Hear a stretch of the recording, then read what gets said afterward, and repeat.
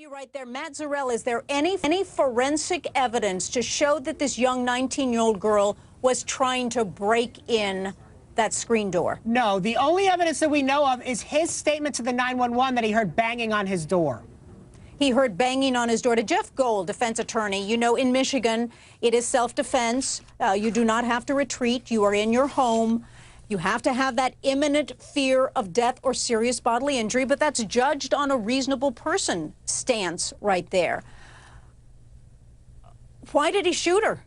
Well, look, this is a girl who's got a 2.2 alcohol BAC. She crashes in front of his house. She leaves before the ambulance comes or whatever to check out, the police come. And then sometime later, she's banging at his door, and it's 4 in the morning. So, you know, maybe he's a bit disoriented, and I think you can consider that in reasonableness, that when you're woken up at 4:30 in the morning and there's somebody at your door. So who knows what happened afterward? She had marijuana in her system as well.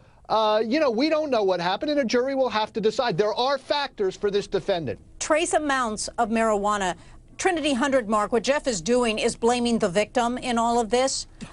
I'm trying to see where the imminent fear of death or serious bodily injury comes from when there are not forensics that she was trying to break in the home, that the screen door was locked, and he is the one that actually opened the front door at 4 in the morning. But she's the one that was banging on his front door. Your home is your castle, Gene. Nobody expects to be any more safe anywhere in their entire life than they do in their own home.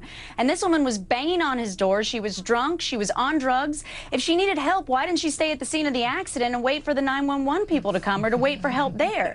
There's no reason for her to be there. I mean, if anybody had a reason to be fearful or anybody, it's this man who's randomly having his door banged on at 4 in the morning. Talani Coombs, prosecutor, there's just two people that know exactly what happened.